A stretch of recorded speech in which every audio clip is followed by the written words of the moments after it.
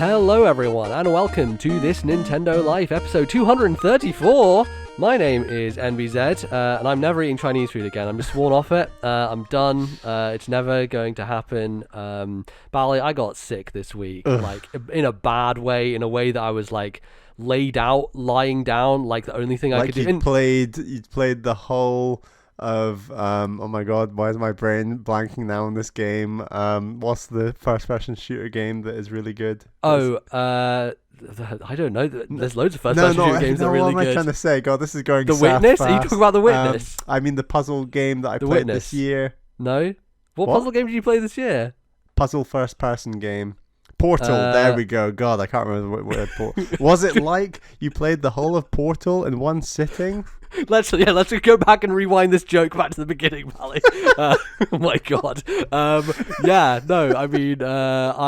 It did feel like that my head was pounding constantly, which is usually what happens when I'm playing first person puzzle games. Yeah, that was the reference I was looking for. Yeah, exactly. But yeah, I literally, all I could do was lie in bed and listen to podcasts, which, you know what? It's the worst things that could happen, if I'm honest. But yeah, it was not great. I'm pretty sure it's food poisoning. I'm not exactly sure from what, because we had Diwali and we ordered like just a metric ton of Chinese food, and it was just like, it was hilarious. Like me and my cousin taking this giant box into the house, like fucking Chuckle Brothers, like to me, to you, like going back and forth. Were you left with all the leftovers, or was leftovers distributed? No, so we were left with all the leftovers, so it wasn't distributed evenly, it was just left here, and so I basically had it the next day for lunch and dinner. Oof. And that wasn't good. Basically is what happened. So I was just like, I was out of it for a few days there, and yeah, means I didn't get to play as many video games this week as I would have liked to, as we'll get to with the games that we've been playing. But yeah, I'm doing all right though, and new video game came out as well that I've been working on on a publishing capacity. Busy week for you with all your headaches and launches and everything. Yeah, ironic that you're talking about Portal, because of course the Entropy Center just released, which a lot of people are comparing to Portal, of course. If you want to check that out, that is available now on PC and PlayStation and Xbox, not on Switch, unfortunately. But if you have any of those other consoles, you can go check it out. It's a first-person puzzle game. It's made by one developer. It's crazy that he did, but he's very talented. Great reviews. Getting some very good reviews, yeah. So yeah, go check that out if you are so inclined. And we might talk about it in our bonus bits. If you're a patron, you'll get a bit more conversation about that. But Bally, how are you doing? How's things going over there? I'm doing well. I'm playing an absurd amount of Overwatch 2, and I don't know if I expected Overwatch 2 to kind of take over my life the way it has, but it really has like made me, like, every single day I check in, I play my dailies, I play new characters, I'm trying to level up this, I'm trying to do Bally that. has just transformed into a free-to-play whale. This is what's happened. It's finally crazy. Like, I was really into Overwatch when we played it a bit on Switch, but then I was always waiting for like Overwatch 2 because I wanted to play it like on the higher end video game systems, and to play it on my Series X, it's just so easy to like check in, play a few games. It looks great. I'm just having a great time, and yeah, I'm really enjoying that Overwatch 2 wave. Not to mention that I am playing other stuff we can talk about, but yeah, of course, I'm in that wave, and it feels very good. Very nice. Yeah, I've played like none this week again because I've been sick. So, but yes, I've been enjoying it a lot as well. Probably not as much as you, just because it's the same game. Let's be honest here, it's the same fucking video game. Like, they removed a character, but it's still excellent. It's still a very, very good video game. But yes, I have already put probably 300-400 hours into that already. So, not Overwatch 2, but like total Overwatch. My hours. Xbox thinks I've played. Let me get this right. It said 1 day and 20 hours. So oh my god, Bally, I've played Jesus. 44 hours. Holy shit, you really have been going ham. Yeah. Man, that's crazy. Awesome. Well, we're going to go ham on some other video games and some other stuff. But Bally, do you want to tell the fine folks what we're going to be talking about in today's show? We've got a 2-segment show for everyone today. First segment, we're going to talk about the games that we have been playing. And second segment, we've got some emails. Yes, indeed. And we're coming up on end of the year soon here, so things are going to start heating up pretty quickly. But yeah, gonna have some good stuff to talk about. So, Bally, let's jump into it. With the video games, what we have been putting our fingers in, which is to say there's a brand new one that is actually about a week old at this point. But finally, after many years of waiting, after very recent controversies and lots of stuff going on, God, which we didn't even talk about on the podcast, the whole Bayonetta 3 thing. I was about to say, I think Bayonetta 3 in a lot of the podcasts I've listened to hasn't made many waves, and that's even in despite of all the drama that's surrounded the voice acting. Yeah, totally. I think it's kind of a busy season for game releases. Obviously, everyone's talking about God of War at the moment, right? Yeah. So that's just sucking all the conversation. Those previews just suck the life out of everything else. The game's not even out yet. It's crazy. Yeah, totally. Bayonetta 3, it came out. It's a real video game. You know, can you remember? I think Reggie in the 2018 Game Awards was like, here's Bayonetta 1 and 2 remastered for Switch. It kind of became a bit Pikmin 4-ish, like it became legend and then reappeared, and everyone thought, wow, it's looking really good. When's it out? Next year. And it was kind of surprising. I think, actually, was it the 2017? It was either 2017 or 2018 Game Awards. It was a damn long time ago. But it was a long time ago, and so, you know, obviously it got announced and look, Platinum Games have gone through, let's say, challenging times. There's been a lot of upheaval over that studio. I believe the director of this game left partway through development. They have had, Babylon's Fall came out and was just like the most unmitigated disaster that company has ever seen. Like, absolutely, like, I'm sure, Bally, you've never even heard the name of that game because it was just like so complete of a failure. Babylon's Fall. Because it was such a complete failure. It became infamous, yeah. Yeah, totally. It's been they've had good games, but it felt like they were kind of on a downward trajectory. And so they've not reached the highs of Star Fox Zero. No, exactly. Yes, yeah. Not since then have they sailed so high. What a game. And so gracefully.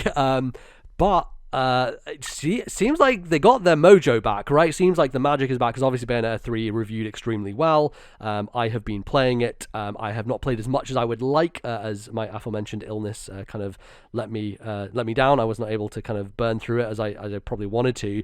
But I've been taking my time though with Bayonetta 3, and so far, man, I really like this game. I think this is probably better than 2 so far, and I already thought 2 was an excellent entry in the franchise. Obviously, not having played the first one, but like Bayonetta 2 was my first real character action game, and I've talked about it before. I kind of like played it on easy, enjoyed it for the spectacle, and I'm kind of taking a slightly different approach here. So I'm one of the things that's changed, and Bally, you'll be familiar because you played Bayonetta 2 so recently. I'm pretty sure in Bayonetta 2 on easy, they still gave you ranking medals, so you would still get golds and bronze and platinums for fighting enemies, right?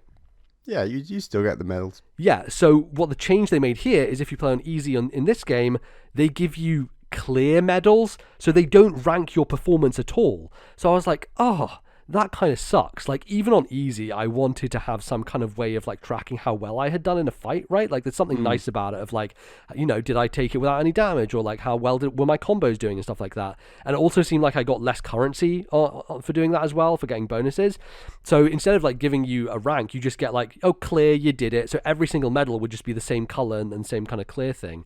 And I was like, well, I did that for the first chapter. And I was like, okay, I want to bump it up. So I bumped it up to normal. Normal is definitely like a good level at the moment. I don't know how it will go further down the line, but they have, the setup here in terms of if you die, you don't have to like go back to like really far away checkpoints or anything. You'll just start the fight over again, and there's no penalty to your score either for dying, which is really nice. So I'm actually not too afraid of playing on normal now, and I think it's actually kind of a nice balance. And the nice thing about it is being able to get those medals, right? So you see if you get a platinum or if you get a gold or silver or whatever, and it's a nice way to kind of track things.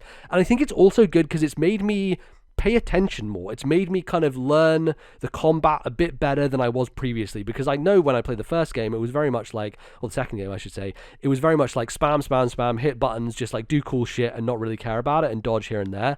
Whereas now I am trying to learn moves, I'm trying to learn a few combos that I can do and pull together, while also just trying to pay attention and get witch time going and all those sort of things. And it feels really good to like get good at this game. Getting through a fight without taking damage and like doing a pure platinum or just getting a platinum medal feels fantastic, and it's something that I've really been enjoying so far, even to the point of like I'll be like almost killing a boss and I'll be like, oh, it's fine, I'm almost dead, I'll just die, because then I'm not going to get as good a score. And I'm like, okay, but now I know this boss, I know its pattern, so I can recognize when it's going to attack me, when I can dodge. It's happened a couple of times with like the last boss of a level where I've been like, hey, it's fine, I'm just going to die because I actually want to repeat this fight so that I can do it better. And that's really not me usually. I'm just like, oh man, I don't want to be fighting these hard bosses. But so far anyway, and I'm only like 5 chapters into the game so far, so obviously it could ramp up tremendously. And I know, Bally, you said Bayonetta 2 definitely got extremely hard, which I'm sure it does on normal. I'm not as worried about that. I think like if I take my time to learn this game and get good at it, then I feel like I'm going to be in for a good time the whole way through. I feel like I just wasn't enjoying it enough at that point where I was willing to put in that time. Right. I'm not especially when you're kind of late game at that point. Yeah, it would have been possible. I just didn't feel like I was there. Yeah, fair, for sure. And I think the thing that really makes me want to get good at this game is just how cool all the extra stuff they've added in is. So you probably have seen from the marketing, they have these demons, right? These giant demons that you summon. And so by holding down the shoulder button, I think it's ZL, you summon either like your giant dragon, Gamora, or you summon Madam Butterfly, or there's a giant spider who I unlocked recently who you can summon. And these giant kind of kaiju, you can control them, but you basically, Bayonetta is just kind of like dancing in the background, so she's vulnerable. So you're controlling these giant beasts, but you can still get hit by enemies if you're not in the right place. So you need to be careful and looking if there's someone near Bayonetta. Otherwise, you're kind of holding it down, and there's a magic meter that governs it, and this magic meter like slowly drains as you're using your summon, and then you can build it back up again by just doing regular combos and regular attacks with Bayonetta. But yeah, it's just, it adds this real spectacle to things, and they just like burst out the ground, and they're just like smashing and doing massive damage and stuff. And it's a really nice pace breaker, but also like it helps with the bosses with big HP bars, because you're like, okay, I'm doing a bunch of combos here and doing some damage, and it's chip damage, but it feels like it's not going down as fast. And then you're just like, okay, I've built up my meter, here comes the big boy, I'm gonna smash through and do a bunch of damage. And that's been very fun. I do like just me being able to do it all and just doing my own combos and stuff, but it's a good kind of wrinkle to throw in there. And there's certainly fights where it's very obvious that they want you to use it, and they kind of build the game around it. So it's definitely worth doing, and it's not like you're punished for using these giant monsters. Like they're very much part of the gameplay, and are kind of envisioned in that way. So it's a lot of fun to use them. And you also have a lot more weapons at your disposal as well. And Bayonetta has always had like lots of weird fun weapons. I haven't got to like some of the crazy ones I know people have been talking about, but there's one that's a giant, like, it's a huge gun, massive fucking gun that's also a big, it's called the G pillar. Look, Bayonetta is going to lean into the horny stuff, right? It's basically like it's like a pole dancer's pole with a giant fucking thing at the end that's like it's just a hammer. So it's just like this pole and a hammer, but you flip it the other way around, and out the pole shoots a laser blast. So yeah, it's like, this description is all sorts of things in my mind. Yeah. No, you should look it up. She holds it over her shoulder, and it's absolutely fucking massive. Like, it is giant. It's a very slow moving weapon, but it's a big damage. And then, oh my god, Valley, here's the thing that I love, right? You know I love movement in games. I just got a weapon where it is these two fire razor blades. They're like giant cutters, and you throw them out like whips, and they like laser blade fire onto enemies, but then also they're attached to her shoes, and they act like roller skates. So you're basically fucking roller skating on these fire things through the level to get through faster, while also just like flinging out these fucking like yo-yo. They're basically like chainsaw yo-yos that are on fire constantly. It's fucking incredible. Holy shit, it's so cool. They're definitely my favorite weapon so far, and I'm barely into the game, right? I'm like chapter 5, and I know that I think the game has like 20 chapters total. And let me be clear, each of these chapters takes me like over an hour. And part of that is because the levels feel a lot bigger, right? They feel like there's a lot more exploration going on. Every space has like hidden areas with different verses. So each kind of fight that you go into is called a verse, right? And each of those you can get ranked from, and you get a different medal, but you can miss some. So there's certainly been levels where I've got to the end, and it's like, oh, you missed one here and one here. And that just meant I wasn't exploring the level enough, right? And each level also has like a bunch of collectibles, so like random things you can find. It's just encouraging a lot more exploration of the space, which I really like personally. I enjoy the combat, and I think it's really cool. But for someone like me, I do like exploring spaces and kind of like jumping around. And the movement is so fluid and fun in this game, especially because when you're playing from a gameplay perspective, it generally runs at 60. Like, it definitely drops, and there's definitely performance issues. And it's, the game is not super pretty from an environmental perspective. Is it making you want that more power, more oomph anymore, or definitely, is it holding up fine? Yeah, I mean, similar to Xenoblade 3, like, I really think that they pulled off something tremendous with the performance here and the kind of how good the game looks. Like, for what they're working with, they've done a bang-up job. It would definitely be nicer to have it on more powerful hardware, no doubt about that. I'm always going to say that. But I think that they prioritize the right thing, which is always what I will go for, which is high frame rate, right? Like, just make sure your frame rate is good, and that's what they have here. So it is a smooth experience. So exploring those spaces, even though they're quite kind of bland in terms of their design and architecture, I think they made the right decision to make those bland spaces, because otherwise I wouldn't want to be running around in 30 frames per second and fighting in 30 frames per second. It just wouldn't feel right for what Bayonetta is, for how speedy and quick it is. And it's nice because, you have these abilities to transform. So, you can transform into a butterfly character who moves around really quickly. The G-pillar weapon has a giant monster who like does a huge dash jump. The spider feels so fucking good to move around. You run around with the spider, and just like the sound design on its legs, it's moving. It does like a double jump where it swings like Spider-Man, and you can also climb up walls. Like, it's really, really cool. And there are multiple action sequences where you are one of these kind of like monster creatures that you turn into, and kind of traversing, like flying down a river on 4 buses, like as you're this giant dragon, or like going and swinging to buildings as this flame spider. Those things are really well executed, but also just for exploring the spaces, as I have been doing. And each level has like hidden animals. So there's a cat, there's a raven, and there's a frog in each level. And the cat is always really fast and you have to chase after it. The raven flies to a predestined destination, so you almost have to look at its trajectory and kind of catch it mid-flight. And the frog is always just hidden somewhere, and you need to listen out for its like ribbiting and find it. And those 3 things, if you get all of them, unlock a bonus kind of challenge per level. And I haven't been playing those yet, but I've always been unlocking them because I just enjoy the process of going around and exploring these spaces and finding everything. So I have been taking like at least last night I spent 1 hour 10 minutes in that level, and it was mainly because one of the challenges I was doing was just like a pain in the arse, and I ended up quitting on it because it was too hard. But it was one where there's this train summon that you get. You can summon a giant train, and you basically draw its path in the ground. You draw like where it's going to go, and you can press a bunch of buttons to do more damage on the way. And the challenge was you have to hit 8 enemies in a row, but one of these enemies is in the air, and like getting it to hit in the air with the perspective and the 3D and the train kind of going up the way, it was a bit of a pain. That challenge was just, I probably spent at least 20 minutes trying to do that one challenge, and I was like, why am I doing this? This is just like a frustrating challenge and not a fun challenge, because a lot of the challenges that you come across, I think 2 had this as well, where you basically like you warp into like a kind of ethereal area, and you're just like in a room, and you're fighting against a bunch of enemies with like, hey, you have to use the summon for this fight, and you have to do a certain thing. It's basically specific combat challenges basically. So I've been doing those as well, and just finding all of those in the level that I can, finding all the collectibles that I can. I like the way that it has platforming stuff as well. There's segments where you suddenly transform into young Bayonetta, Cereza, and she has to run towards this thing and push it over, and then you basically rewind time and you create like these kind of platforming challenges for yourself, timed platforming challenges where you have to get to this specific area by kind of rewinding time to a specific point, and then using those kind of half-broken platforms to jump in and get to places. And those have been really cool as well as like other platforming challenges where you're just collecting treasure chests by jumping and finding things. Like, that it feels like movement and exploration is emphasized here just as much as combat is, which I find really interesting, because I think it's added an extra layer to Bayonetta that I didn't know that I wanted, but actually now that it's here, I'm really enjoying it. I think it's expanded the kind of game space of what this series does, which is really cool.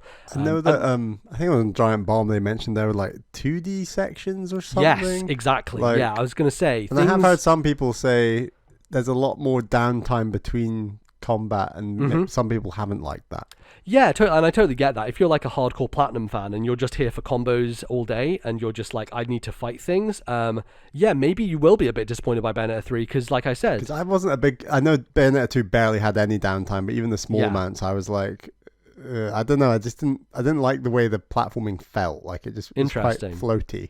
I think you just have so many more tools here with like the summon abilities and the transform abilities that, you know, it just feels really good to move around, and you feel really fast and fluid, and yeah, it just has a pace to it. So for me, I have really enjoyed just looking around the corners and into the crevices and just finding all the kind of secret hidden things, even though like I don't care about any of these collectibles. I'm just kind of doing it for the fun of like collecting them, if you know what I mean.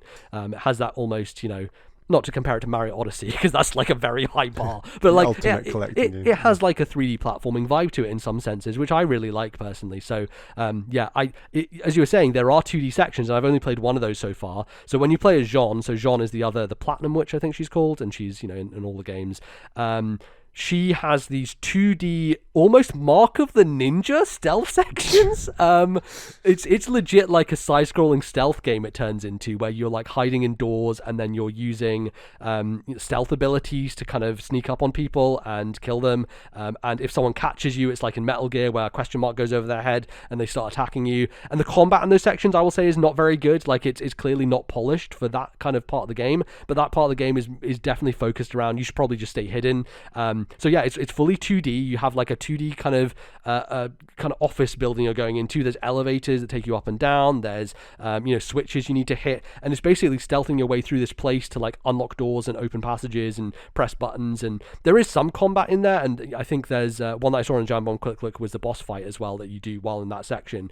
But there's another character as well who I haven't even played as yet called Viola, and she was shown a lot in the marketing, and she has like a katana. She's almost like the Nero of this game, I guess, if you're doing a Devil May Cry comparison, like the Nero to Bayonetta's Dante. And she has this one blade, and so like less weapons because she doesn't have the ability to change that weapon. But like she apparently, instead of dodging for witch time, she has to parry for witch time instead, which is an interesting change. I've heard some people be a little bit mixed on that idea. But yeah, I'm looking forward to playing as her as well. And from what I've heard from people talking about this game, it's just off the rails, right? And that's what I want. I want it to be absolutely bananas. I played through chapter 3 of this game, right? And I'm sitting there and I'm watching this, and I'm like, this could be the end of a trilogy of... This could be the grand finale of a trilogy of games, right? This is how fucking spectacular it is and how off the rails and ridiculous it is.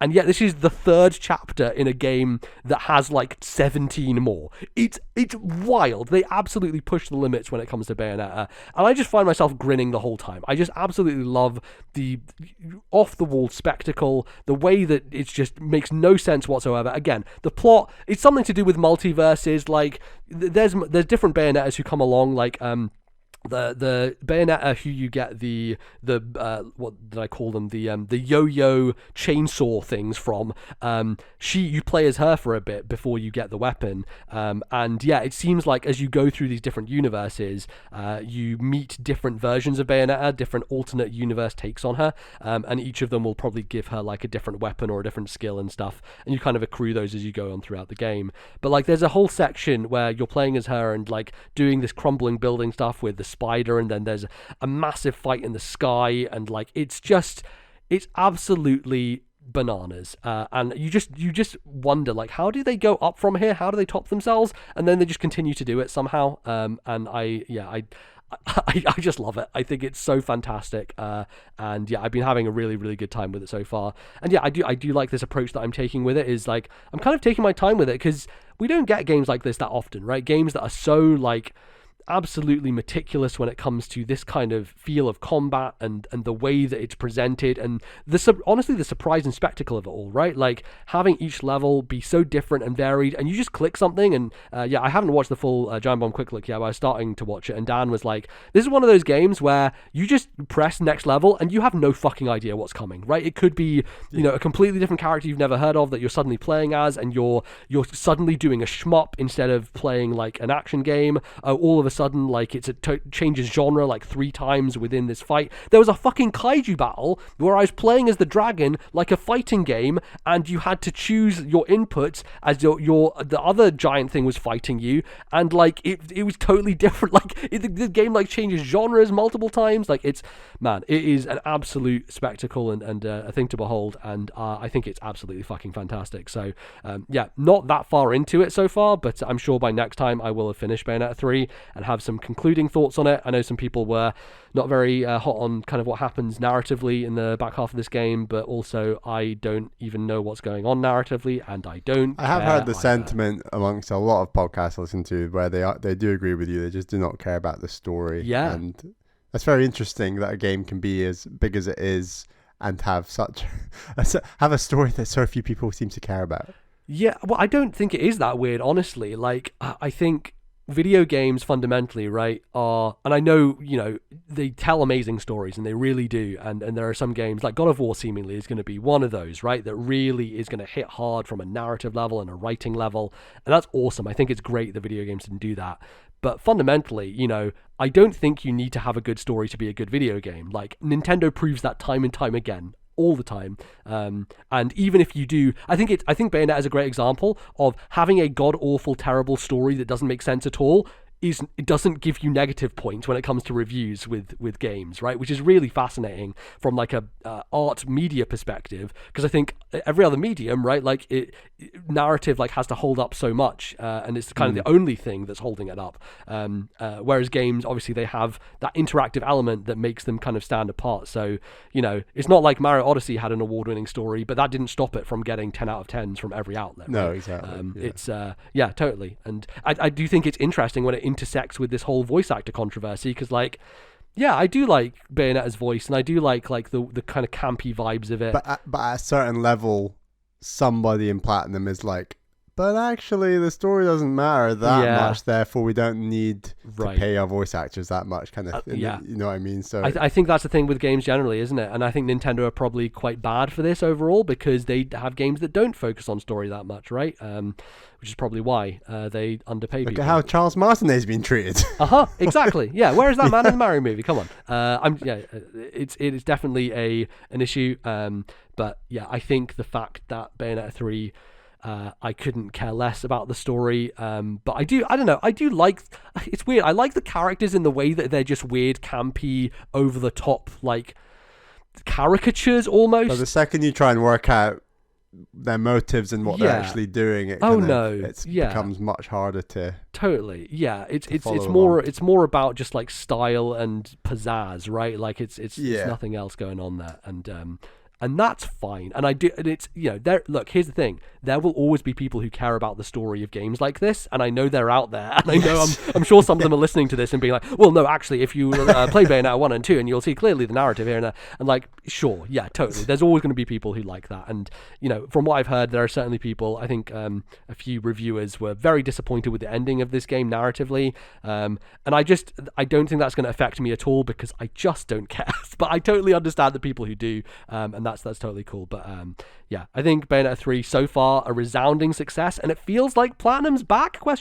Maybe this is just a blip. Maybe this is like the one series where, because Nintendo are publishing it, Nintendo give them the bandwidth that, obviously they've given them like 6 years to make this game, right? Like, they've had a long time to really take their time and make sure it comes out of the oven good, and look, it came out of the oven good. It's tasty, man. It's real tasty. Do you know what role Sega plays? Because I know they were Sega technically owned the IP, I believe, and they licensed it out, or they at least let Nintendo use it. The deal Nintendo struck with Sega is probably quite interesting, because Sega, they had the rights to the IP for the original game, and then Sega didn't want to do anything with it, and Nintendo came along and were like, hey, we want to do something with it, will you let us? So technically I think Sega still owns the IP, but Nintendo are the ones publishing it and making it happen, essentially putting the money into it. So Sega just kind of get to put their name on it, even though they did nothing on the game. Essentially, it's one of those like Konami situations where, like, Konami with this new Silent Hill stuff are like, yes, go make Silent Hill games. Anyway, we'll just put our name on it.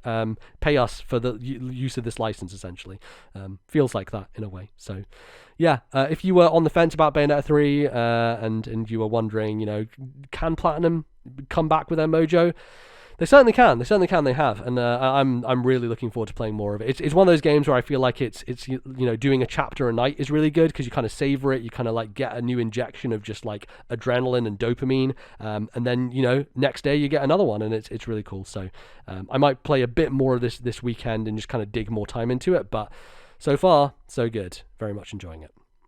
Bally, you have been putting in time to a game that I have been taken away from because of Bayonetta 3, and I have not made any progress in Mario plus Rabbids. I'm still working out what you're going to do ahead of God of War with all these games you're playing and coming out. And because look, Bally, I took off 2 weeks in December. I've got the whole of December to play video games, so I'm good. That's a good catch-up period. Yeah, exactly. So yeah, I've been playing more Sparks of Hope, and I'm on track, I think, to beat this game before God of War comes out. That's the aim. I'm up to World 5, which I'm pretty sure is like the last world before the big finale, and I'm really enjoying it still. I think that I'm maybe a little less convinced on, maybe pacing's the wrong word. What am I trying to say? I think, for example, I thought every world was going to have like a mid-boss and a final boss and a new character. Yeah. And that's not the case. I feel like there are some worlds where the midpoint checkpoint, as it were, feels like quite a plain level. And then there's like another world where, you just don't get a new character. And as cool as each of these worlds are, and I think the level design is really cool and just exploring, and they've really put a shift in to make it look good and run well on Switch, and I love that. It's like a real sign of polish. I think that when broken down to the actual mechanics of the actual stages, of the battle stages, I'm not sure it steps up in a way that I was hoping. Like, I reached a real difficulty spike middle of, say, World 3, I want to say, and I thought, right, here we go. Now the game's, like, going to the next level. And I don't think it really has. Like, I think there was a cool level in World 4, but again, that was, like, one cool level out of, I don't know, 5, 6, 7, 8, 10 levels per world, roughly. So, like,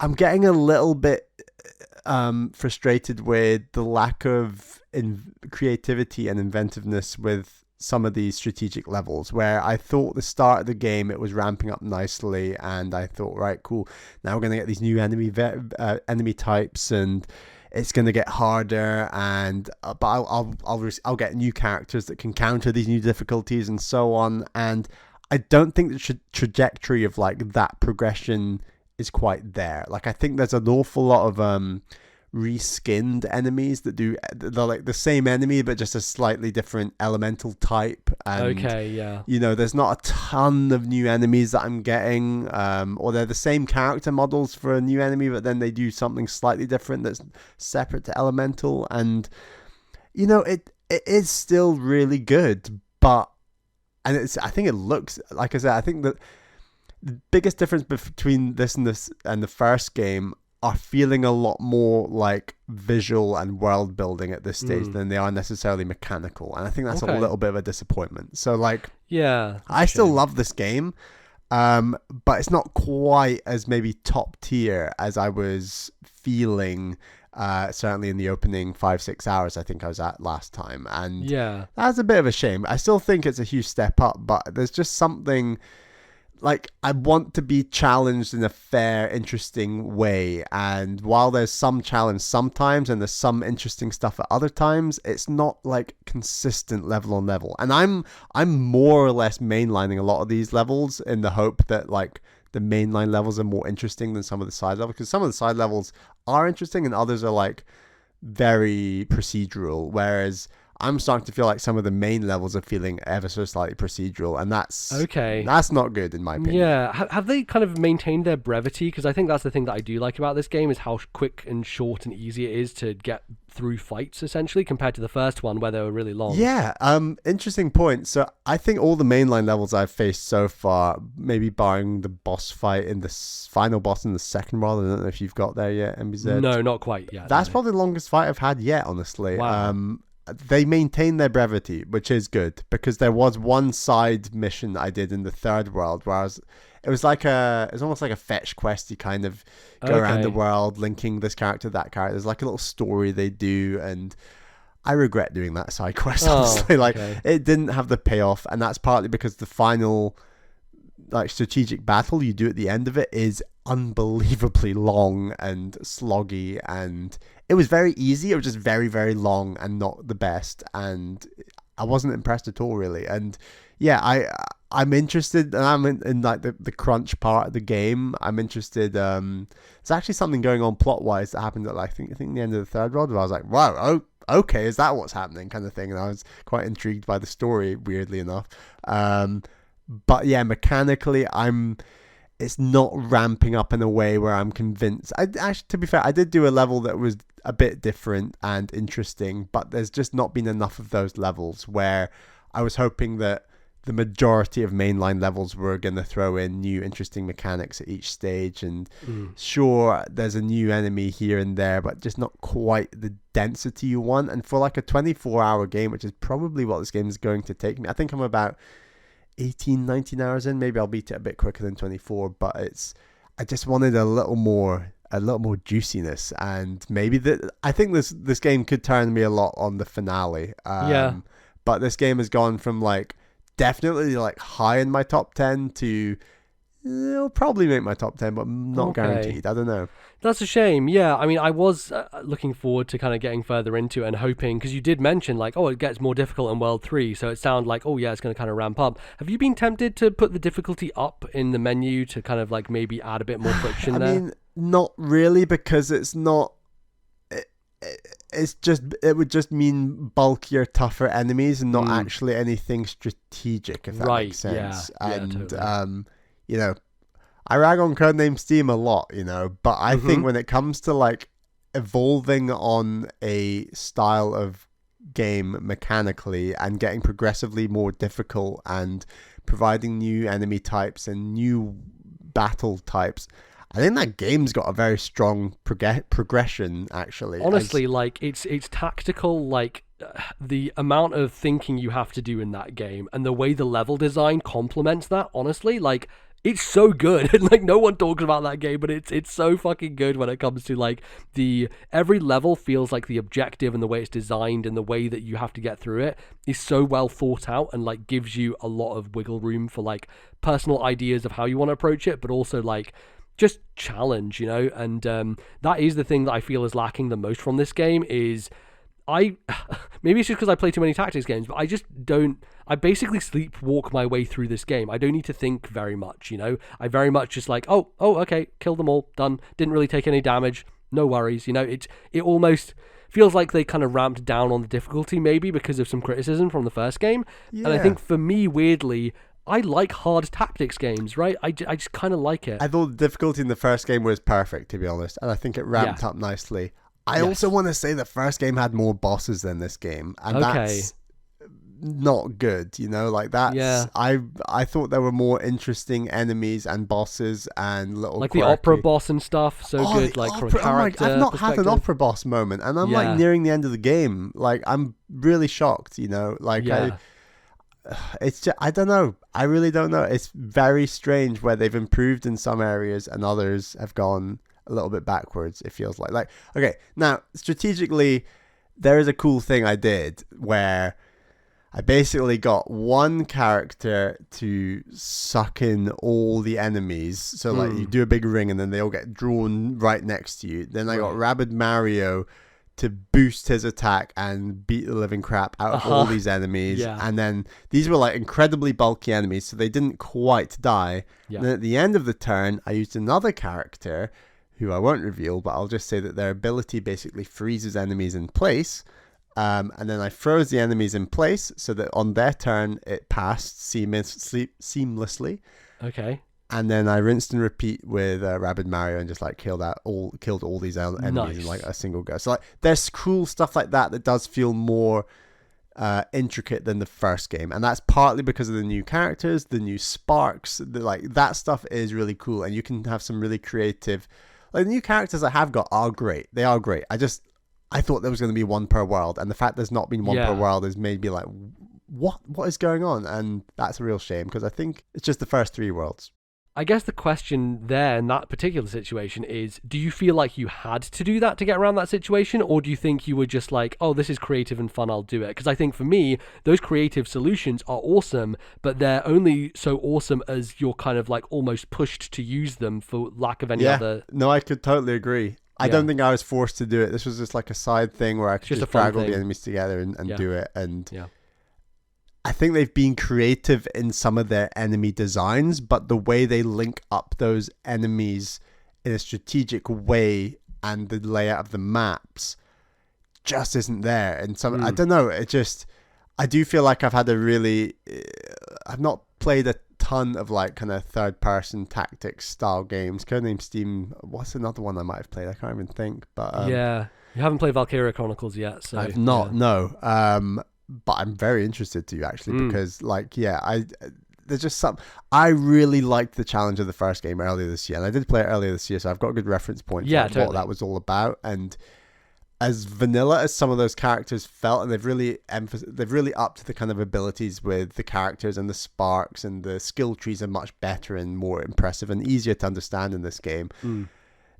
There's just that little, like, if this game just nailed the secret sauce on some of its level design and could have that level of difficulty. I think I said after that difficulty spike in the third world, I was like, yeah, you know, MBZ, like it was like that Codename Steam feeling of just scraping your butt through at the end of the level. And I've really not had that on enough levels here, and that's a shame. And yeah, lack of bosses, lack of squeaky bum time moments, lack of enemy variety, shame I'm not getting more new characters. And yeah, one thing I will say that I really enjoyed last night was there was a very difficult overworld puzzle that took me a long time and was difficult, but I enjoyed it, and that was in the fifth world, and that was cool. Yeah, has that stuff got more interesting? Because I do like exploring around the space and doing those little kind of environmental puzzle stuff. That stuff is a big improvement on the first game, and it gets better and better in terms of like design. I think the style of the fifth world isn't that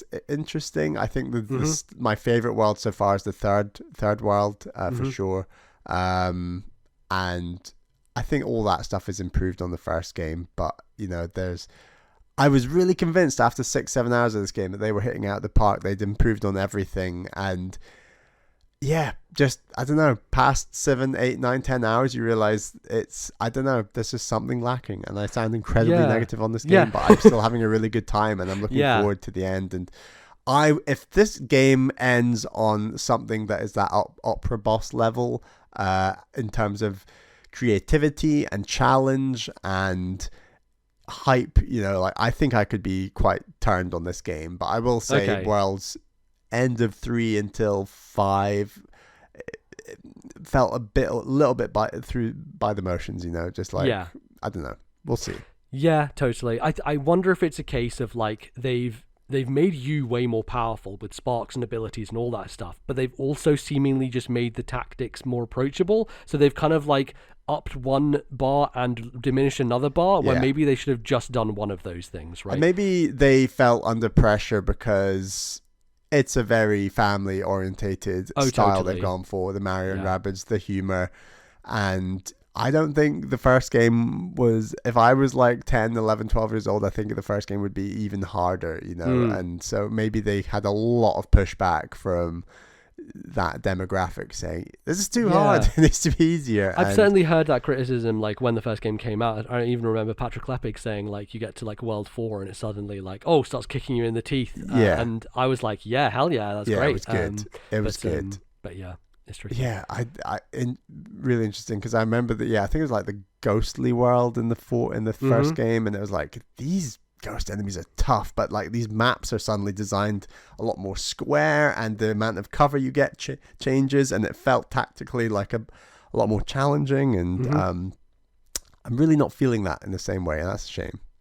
Yeah, that makes sense. Look, I'm looking forward to getting back to it regardless, because I do just enjoy it at a base level from a tactics perspective. I just like all the freedom of movement stuff. I think that's the best stuff they've implemented, is just like... Oh yeah, all that stuff is still good. And my biggest criticism is like, this could have been game of the year. And I was confident it was on that trajectory to at least be in that conversation. And I think that's my biggest criticism, is I'm sounding incredibly dull on it right now, but like, it's probably still going to be my top 10. I'm still having a great time with it. It's just, it's not quite... It was promising heights that it hasn't reached, I guess. Yeah, exactly. And that's not to say it's a bad game. This is a great game. It's just not... it's not a top tier game. And I'm interested to see what you think, if you agree with my sentiment. But yeah, totally. maybe I've lowered your expectations for the rest of the game, so you'll have a better time. Maybe I'll go into it being like, oh man, Bally was so negative, and then it's great actually. But I think this is good for folks listening out there who are maybe not like as hardcore, like want hardcore tactics as we do. I think it's a good sign for them in that case, right? It's just a lot more approachable, definitely. And it means that if you're interested in this series but were scared away by like, oh, I'm not very good at tactics games, this one, not only with difficulty modes but also just generally from a gameplay perspective, seems like it's in a space that it's so much more approachable, and you can just kind of like take it at your leisure and not have to be too stressed out by it, I guess, is probably the point here, right? Yeah.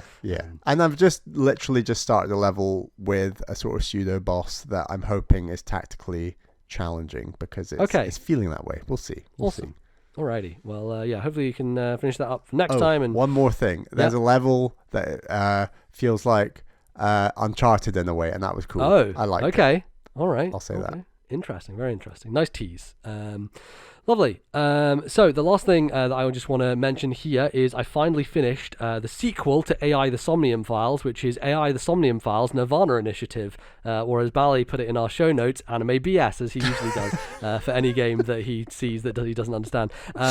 So I played the first, this is kind of similar to Mario plus Rabbids situation in a way. I played the first game earlier this year through Game Pass, and fell in love with it. Absolutely adored that game. I think it's such a clever, fun, like visually bright and interesting visual novel that has obviously I'm all into anime murder, anything Ace Attorney, Danganronpa, and AI the Somnium Files is in that vein, right? It's from Kotaro Ichikoshi, who did the kind of the Zero Escape series, so those are games like 999, Virtue's Last Reward as VLR, I think. No, Virtue's Last Reward is VLR.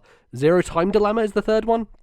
And yeah, I heard James Jones talk about 999 like 15 years ago on RFN or whatever. So it's been Ushikoshi is someone who I've had in my brain for a while, who I never really had played his games before, but finally played the first AI of the Somnium Files earlier this year, and you can go back and listen to me talk about it.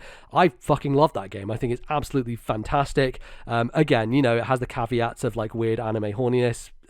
Sucks, but what are you going to do? And this game kind of has that as well, but I think it's approached from a slightly different perspective. You play as different characters this time, and the case is, so basically, Bally, there's this murder that's happened, and half of someone's body has been left on a football pitch, and it's perfectly cut in half at an atomic level, perfectly sliced in half. What? And there's no like trace of anyone being on this field. Like, are we talking down the middle or Darth Maul? Like down the middle. Down the middle. Yeah, down the middle. And so the first half of his body is found on a quiz show 6 years before, and the second half of his body is found on a football field 6 years later. But 6 years later, the time of death seems like it's only just happened the day before. So it's like, what the fuck has happened here? It's like one of those like big mysteries where it's like, this makes no sense whatsoever. And that's the thing I love about Ushikoshi's games, is they have these setups that are like, what? How? Like, this doesn't make any sense at all. But throughout the game and playing through it,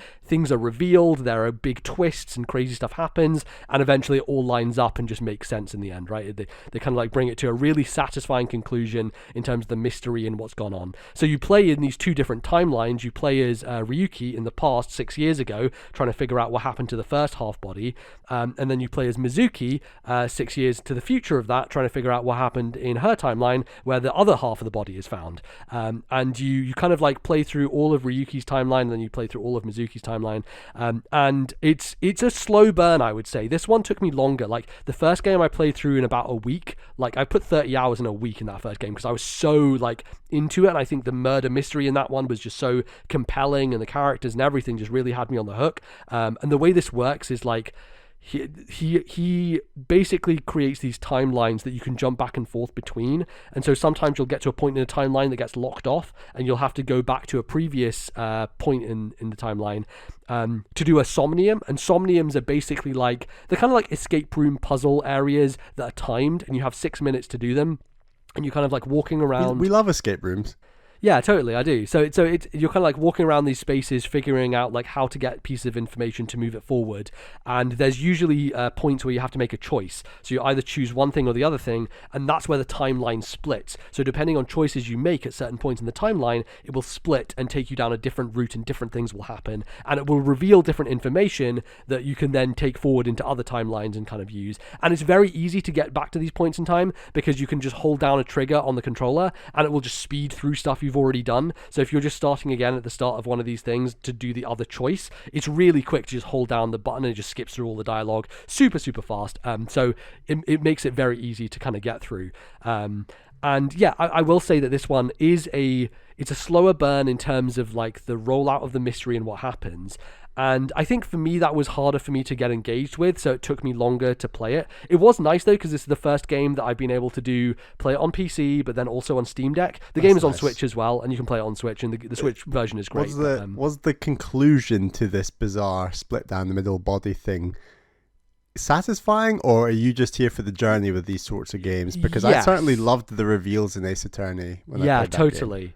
Yeah, I mean, the twists are the things that make these games in a lot of ways, but I do love the journey as well. Like, I love all the character interactions and, like, the dumb humor. Like, it has lots of fun moments that one of the things that I love about this series that's like an ongoing joke almost is when you are exploring, it's like a point and click adventure almost, where you're clicking on things around the space, so you can move your head, that's the camera, you're in like a first person perspective, and you're like kind of looking around the room, and you can click on like a poster on the wall or a table or a chair, and every time like you go back to certain areas, because you revisit these places a lot, talking to people and like figuring out information detective style, they will just make repeated jokes about certain things again and again and again, and I just like it a lot. There's this one character in the series, his name is Kagami, but there's a prompt every time you talk to him to be like, what's your name? I forgot your name. What's your name? And they just have this running joke every time you run into him, and you can just keep pressing it. You can just keep like going on with this ridiculous facade of like pretending you don't know his name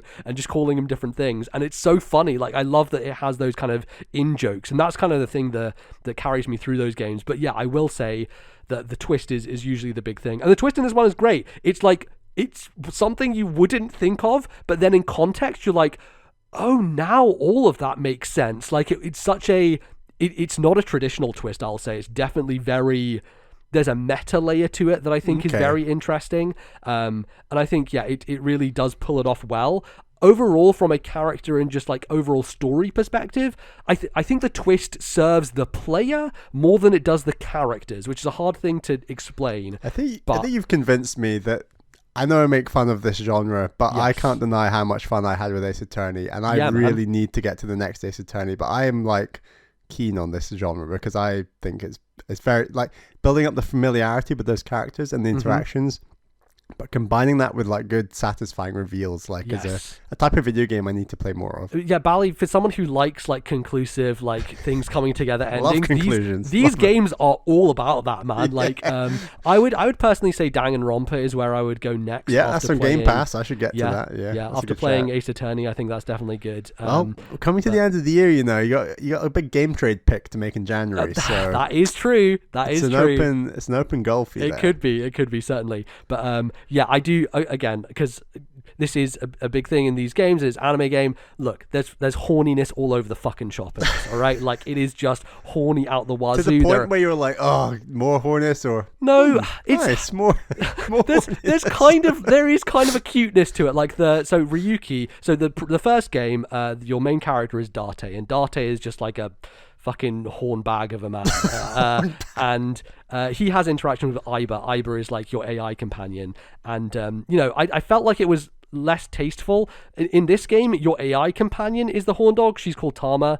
She has massive boobs, of course, because that's how you design anime women. And she's the one making all the horny jokes all the time in this game with Ryuki, who's her kind of like teenage companion. She's basically these AIs that they're literally eyeballs. So the characters in this game have their left eyes removed, and they put these fake it's like kind of cyberpunk future where they're like cybernetic eyes basically that live inside them, but they're also also AIs who talk to the characters essentially.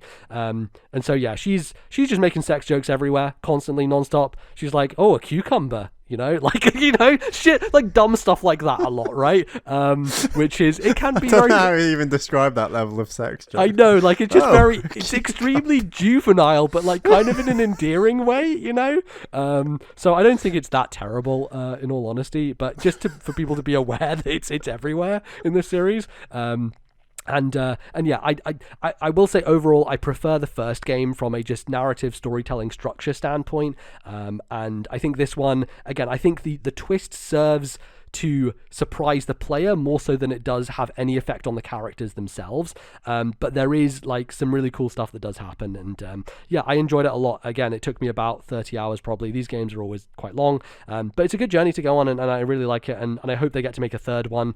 I don't think these games sell tremendously well, but they sell well enough, I guess, to get a series to the sequel to the first game. And yeah, I'm always in for games like this that deal in murder mystery. I just really like murder mystery, man. Something about it. Visual novels plus murder mystery is a great combo. And with Ace Attorney, Danganronpa, with this series, like, all of it comes together really nicely. Any combination of like Hunger Games style, like people dying off, or like there's some sick kind of thing about humanity that we love watching. I don't think in video games it's really a type of game there's been a ton of outside of Japanese games. Yes, exactly. And I'm thinking, what's that Rockstar detective game? Oh, L.A. Noire. Yeah. L.A. Noire. That's like one vague example I can think of, and right. I don't even think that game's unanimously liked either. Yeah. I think there's definitely room for that kind of mystery to be a lot bigger.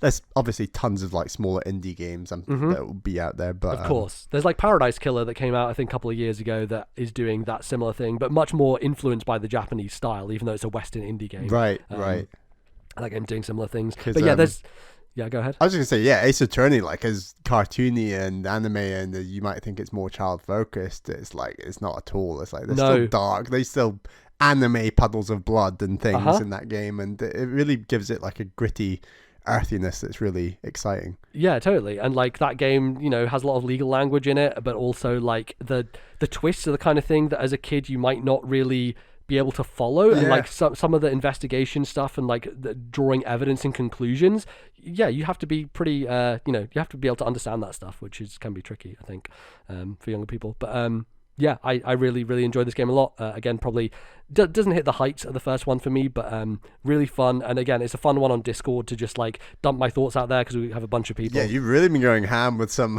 listeners. Yeah. Going back and forth. Is there going to be a third game, do you think? I hope there is, yeah. And it feels like, he's done trilogies before, so I think there's definitely the space to do a third game here. I don't know what they would do or what they'd focus on, but I think that some of the so the Somniums that I talked about, they're really creative in terms of what you do. Like one of them is like a cooking competition, like a Food Wars style cooking competition that's very fun. One of them is literally, and they really do this, they take stuff from the real world that is very like time sensitive, and they're like, whatever, we're just gonna fucking do this. Like they refer to an in-game social media app as literally Twitter. They just call it Twitter. I'm like, oh, okay, I guess so. But there's one of the Somniums in this game is just Pokemon Go, and you run around to Pokestops and collect characters from the game as your Pokemon, and then you fight with them against enemies in like Pokemon style, like red, blue, and green, to get through the Somnium. It's like, it's so off the wall, and I'm like, okay, like this is super creative and different, but it's like, this is gonna age like in 50 years when someone plays this game, they're gonna have no context for this at all, but they're just like, fuck it, we're just gonna put in like popular cultural references like right now, which generally I'm kind of against, but I guess because I'm playing it within the time it's released, I'm like, yeah, I know Pokemon Go, that's fun. So they literally just have that as a part of this game, which I think is very cool. So anyway, cool. AI the Somnium Files, Nirvana Initiative. Also, I recommend you play the first one first. It does have an interesting mode at the beginning where it's like, have you played the first game? If you haven't, we'll basically remove certain elements from the story so we don't spoil the first game for you. So you can actually play it, which is really interesting. You can play this one first, and you can choose the mode that's like, don't spoil anything from the first game, so you can go and play the first game without having anything kind of revealed for you. It's on Switch? It is on Switch, yeah. And a lot of people in our Discord played it on Switch, of course. Cool. And it runs at lower frame rate and stuff, but it's still a very good version. But yeah, I was able to bounce between PC and Steam Deck, which was a really nice way to play it. And yeah, I highly recommend this series generally to fans of the genre, but also if you're just interested in good murder mysteries and fun characters and stuff, yeah, it's really good stuff. So. AI The Somnium Files, check it out. That is going to be us, though, for this segment. Don't go anywhere. We'll be back after the break with some of your listener emails. See you in a bit.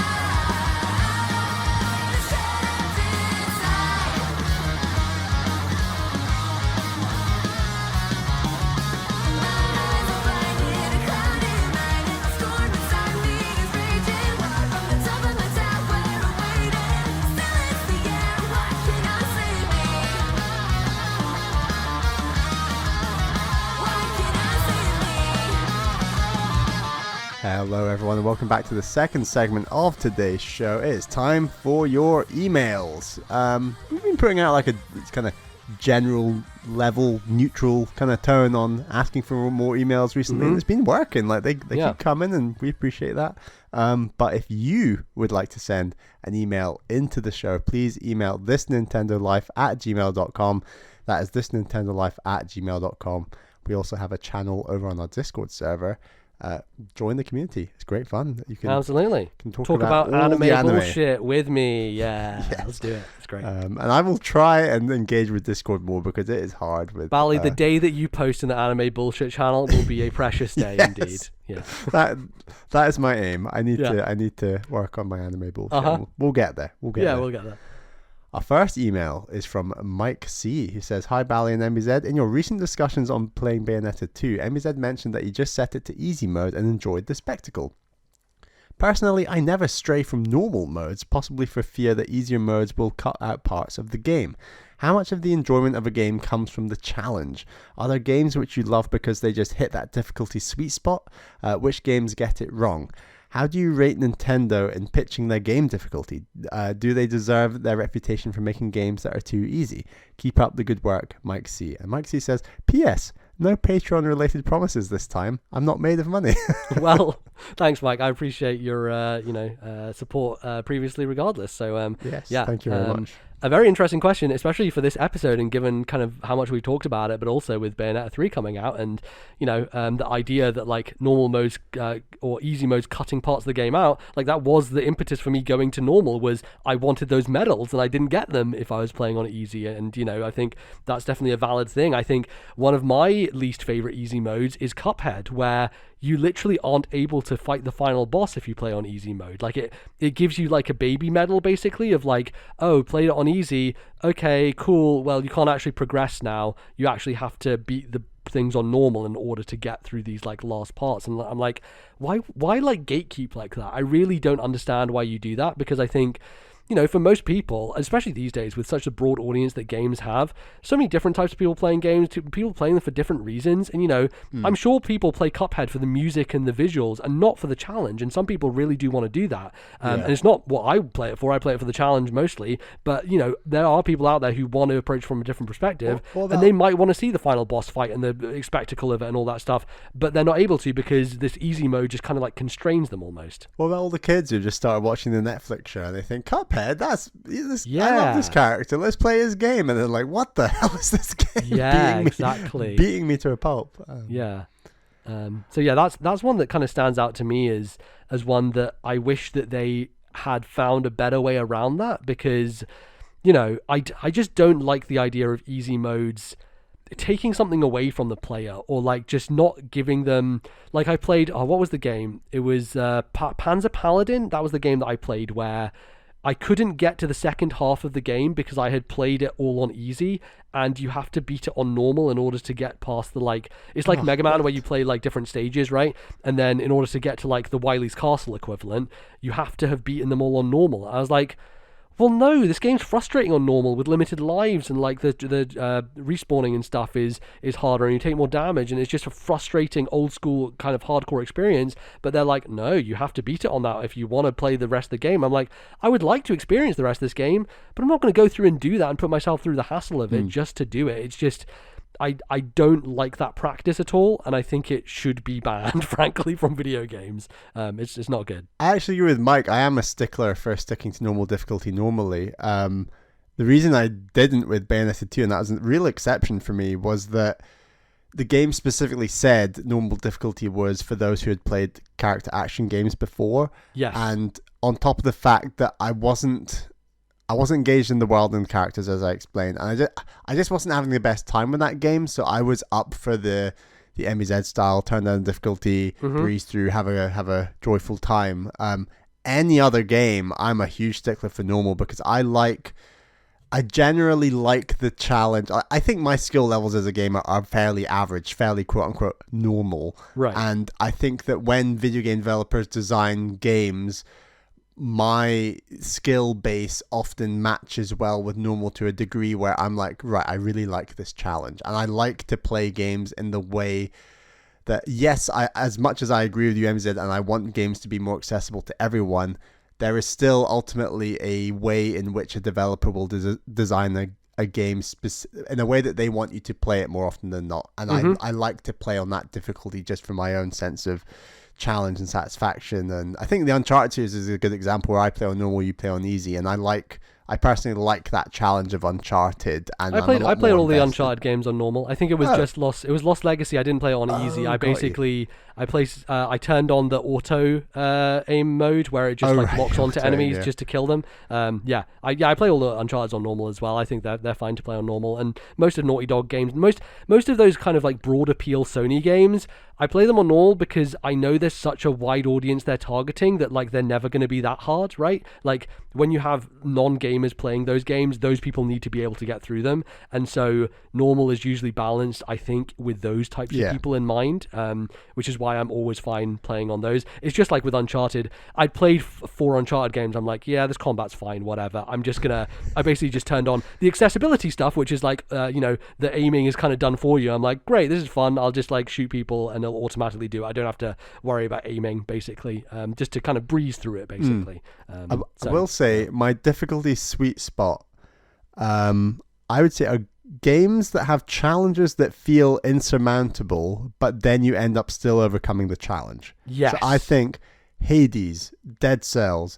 Cuphead, I'd even throw tougher games that had tough normal modes. I'd throw like Kena Bridge of Spirits into that. Right, yeah, totally. Like all these games to me had bosses or challenging moments that I was like, I'm never going to beat this in my life. And I literally can't. I just cannot do this. And then I persevere, I get better, and I beat it. And like that is, in my opinion, and everyone's range of difficulty varies, obviously, but that, in my opinion is like a sign of a good level of difficulty where it feels insurmountable, but then you can overcome it.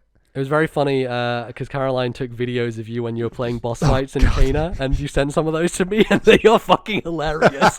You just like going through so many emotions and like just like that the concentration. Game looks like it's just the most family orientated whatever. Like that game is way tougher than God of War 2018. Let me tell you, like it is so much tougher, even if it looks less gritty. But again, like God of War 2018, I think the Valkyries are a good example where they feel insurmountable, but I think I defeated like 4 of them or so, but yes, really good stuff. Yeah, totally. And yeah, I guess how much enjoyment comes from the challenge of a game, it varies, right? Like I think it's very genre dependent and it depends on who Massively. you are. So like with us, as we just talked about in the first segment with Mario plus Rabbids, we tend towards harder tactical experiences generally. And so, me anyway, I love like when Fire Emblem Conquest came out and it took me 5 hours to beat one of those chapters, I was loving it. I was like, yes, punish me, absolutely. Give me the hardest core stuff possible. I will replay this map dozens of times just to get that perfect run where I've figured out the tactics like immensely. Like that was catnip for me. Whereas if it was a game like, I don't know, what do I not like challenging? Like first-person shooters, right? Certain first-person shooters, like Wolfenstein, for example. I played the Wolfenstein games on easy because it's really frustrating for me to like go through this really big firefight and then die right at the end and be like, oh, I have to do that firefight again, Like for some reason in my brain, I really don't like the repetition on that in games versus something like Tactics where like it took way longer to do that map in Fire Emblem than it would have taken to do like a 10-second room in Wolfenstein, but for whatever reason my brain is like, nope, this is frustrating and kind of ruins me, and I'd rather play this on easy and have the power fantasy versus what's going on there. So challenge for me is so genre dependent and it's so person to person dependent that it's hard to have a kind of every size fits all rule when it comes to that. And we both kind of like go in different directions. Like with racing games, for example, I'm sure you with Forza, you just kept putting the difficulty up to like push on the boundaries of the challenge of those races. Yeah, I mean Forza's a really good example where you win a lot of races, it'll put it up. It'll ask you if you want to put it up. And if you lose a lot of races, it'll ask you if you want to turn it down. And I will I always followed its lead on kind of like where are we going? What are we doing next? It kind of, that balance messes up a bit when you start switching between modes of racing, between like dirt racing or cross country or road racing, because I did find the difficulties messed up a bit, but generally I'd follow along. And I quite like that, where it's like, maybe it's a little bit patronizing if you've just is it Mario 3D Land? You die a few times and then it's like, would you like the invincible raccoon outfit, Tanuki outfit? It's like, no, I just want to beat the level. Totally. It's a bit like that, but I quite like it with Forza. Yeah, that's good. Are there any games that you love because they hit that difficulty sweet spot, that like perfect balance of like, that was perfectly challenging and I felt so satisfying for kind of having Yeah, I mean all those examples I gave, I'd also throw in Celeste and stuff. Yeah, Celeste for sure. Like it's like I said, it's that feels insurmountable, but then you defeat it. It's kind of like, that's my sweet spot, for sure. Are Nintendo games too easy?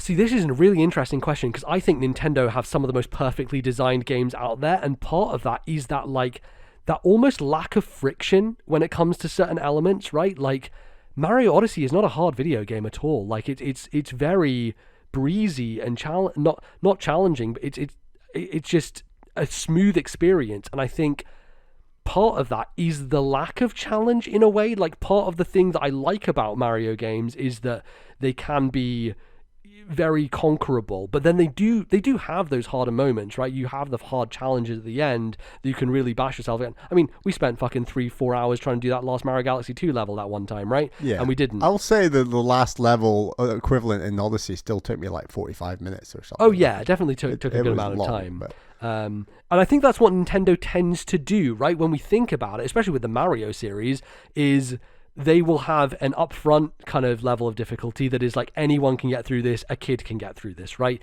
And there's not really a lot of friction there, but it's so joyful and so smooth and easy, and like it just has the charm of it, and the kind of like the aesthetic and all that stuff just brings it up to such a level that you don't really mind that you're kind of like breezing through it. But then they kind of save the other harder stuff for later. So 3D Land is a perfect example where playing through the game once, you're like, oh, cool, finished it. And then like, here's a second world where it's actually, this is where the challenge starts, basically. Yeah. And yeah, that it feels like that's how Nintendo tends to approach their difficulty. But, it has changed over the years, and I think Breath of the Wild is an interesting example of where they almost have a a much harder kind of start, and then you kind of like sure. ramp up and get much more powerful as you go throughout the game. Gets a lot easier later in the game of Breath of the Wild, which is why stuff like, you know, the island, I can't remember the name of the island where they take all the stuff away, is a nice like mid-game challenge of like, oh, now I have to kind of go back to the beginning again, almost struggle survival style to kind of get back to where I were. So yeah, I overall think Nintendo don't have super challenging games, but I think that's kind of by design, and but they still have challenge hidden in there for the people who want to seek it out, you know? Yeah, for sure. I don't actually think as a whole Nintendo games are much easier at all than other mainstream non-Nintendo games, perhaps. Okay. I think there are obviously exceptions in the non-Nintendo category, but like games like Metroid Prime, the Zelda games, Mario... I mean, Metroid Dread from last year, Dread, right? you know, Loads like, of people were having trouble with Dread. Like, I was fine because I've played a lot of Metroid games, but so many people I was listening to on the internet were like, oh my god, these boss fights, I can't fight them. And then, yeah, like, they really did. And then they actually had to patch in difficulties later for Metroid Dread to help people. I also think Nintendo designed their games in a way where they really respect you as a gamer if you've played other games in the series. And, like, I think anyone who'd beaten Samus Returns in 2017... I don't think had as much of an issue with Dread, including us. Like, as much as we thought Dread was challenging, I think that 2017 was harder for me. Yeah, at least. totally. I honestly, I think Dread hit a the email talks about. I think Dread was a difficulty sweet spot. Like, I really relished the difficulty in Dread. I really enjoyed it. I thought that was great. So yeah. And likewise with a game like Breath of the Wild, I think as much as that game's different to other Zelda games, I think it gives a lot of respect to people who have played Zelda and understand a lot of the logistics of, like, kind of, how do I explain it? Like, they're almost like a language of Zelda. There's a language of Zelda, especially with puzzles. Less so with combat, arguably, with Breath of the Wild, but especially with puzzles and the way those shrines are designed. If you've played Zelda games before, as much as this game loads on loads of new mechanics, I think it's got a real respect for, like, no, you know how Zelda logic works. This is what we're doing. And likewise with Mario Odyssey, like, if you've played Mario Sunshine and the Galaxy games and 64, like, you have a fundamental basis for 3D platforming and easily beating the vast majority of those levels. And I think that Nintendo really know who their audience are. But likewise, all those games I've explained, maybe aside from Metroid Dread, they have mechanics and tutorials and what you need in them if it is your first ever Mario game or your first ever Zelda game to, like, actually learn how these things work and get good at them. And I think Nintendo are probably better at a slow tutorial than most games. And I love a slow tutorial. Yeah, definitely. They do a really good job with it. And I think...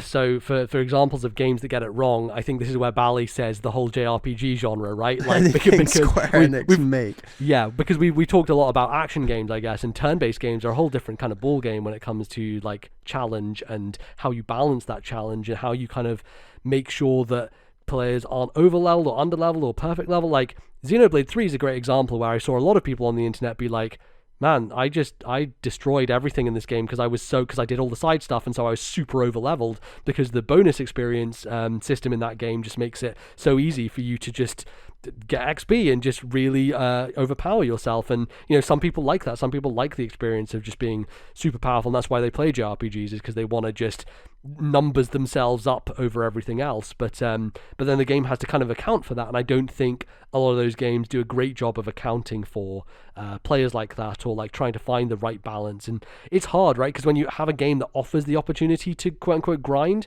then how do you balance that difficulty to make it a smooth experience for everybody? Yeah. I mean, I think two JRPGs I really liked that I think do this well are Chrono Trigger, but also Final Fantasy VII Remake. Yes. I feel like with both of those games, I did some side stuff, but not all side stuff.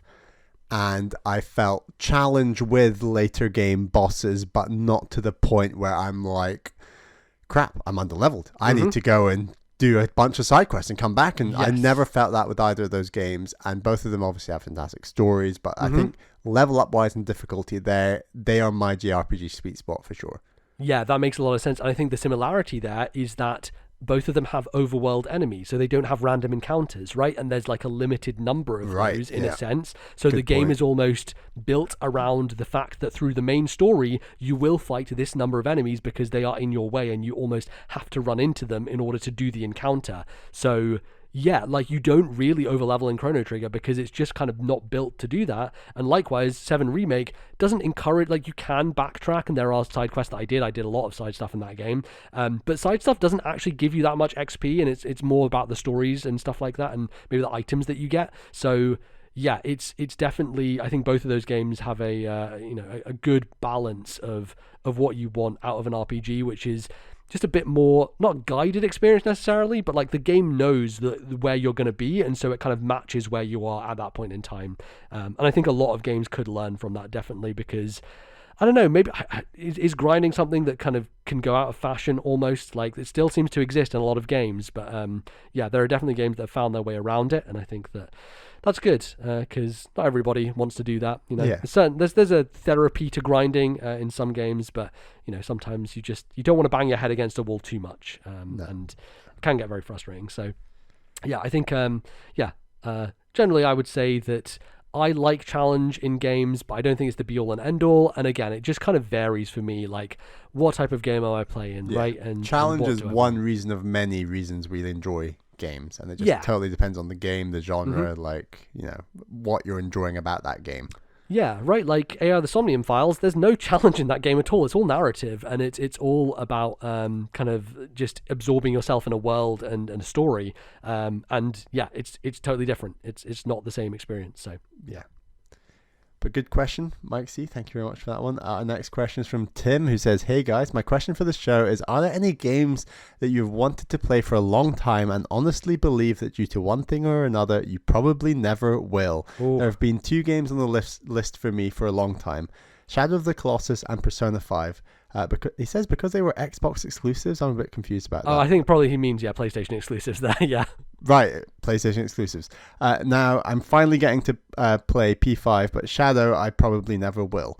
Bally might relate to this. Having a baby recently has expanded my list because I don't think I'll ever find time to touch the long games that are sitting 5+ spots down the backlog. Games like Dragon Quest XI, Dragon Age Origins, Skyrim, Danganronpa, Assassin's Creed Odyssey. What are your want to play but probably never will games? Thanks as always for a great show, Tim. Oh, this is a hard one for me because I'm like, I can conquer everything. You have an ability to conquer absolutely everything. It is very impressive. Yeah, I mean, I say that, but there are still so many goddamn video games that is really hard. I mean, like, I think from a practical perspective, one that I have always wanted to play that I don't know I ever will because, first of all, it's not available in this country, is Dragon Quest X, which is the MMO Dragon Quest. Right, okay. There are fan translations out there and stuff like that, but yeah, it's interesting they never wanted to release that in the West. Yeah. It's so they just recently announced an offline version of it. It's Dragon Quest X offline, and people were thinking, oh, perfect, this is the time you can localize it. Nope, still just Japan only. So I think I tweeted a couple of weeks ago, like, looking forward to 2035 when on my Steam Deck 3 I can play a fan translated patch of an emulated version of Dragon Quest X offline. That's probably the time that I'll get to play it. But like, I would have said Final Fantasy XIV, but now I'm playing Final Fantasy XIV, so I'm kind of doing that journey. I think there's lots of games that I have an interest in, but I don't know that my interest goes far enough to me to kind of actually pull the trigger. Like, I bought Divinity Original Sin 2, which by all accounts is one of the highest rated games of all time. Like, it's a CRPG that is like super well regarded, and I've had it installed on Steam for about 3 years, and it's in my category that I call currently playing, which is a lie. And I have a lot of games in there that are lies, but they're mainly in there to remind me that they exist and I should play them one day. Same with Control. Control is another one that's in there that like I have played parts of, but I'm afraid because I'm scared to go back to it. Like, Divinity is one of those that I know it will require all of my patience and all of my concentration and learning because it's an on-ramp for a genre I don't have much familiarity with, and it's just intimidating. And I think those intimidating games, it's not just the length is one factor, but there's also another layer, which is just learning the language, like you were talking about with Zelda and Mario, you know the language of those games, right? When you've played previous ones. If you haven't played PC-based CRPGs before, you don't know the language of those games. So it is like learning that as well as committing to this very big, complex thing. And I don't know that I am going to get to it anytime soon. I would love to eventually, but like maybe by the time I want to get to it, another new Divinity game has come out, or Baldur's Gate 3 has come out, one that's more modern, one that has, even better, on-ramp for people new to the genre. And I would, extend that to stuff like Civilization or like SimCity, like these big PC-ass, like 4X strategy games where I'm like, people fucking love these things. They are some of the highest rated games out there. They have like really widespread appeal for a lot of people. But something about it is just like the Total War series. I think I downloaded one of the Total War Rome games and started to play it. And I was like, I need to get out of here. I don't know. This is just scaring me. I can't do this. So stuff like that for me has always been very intimidating.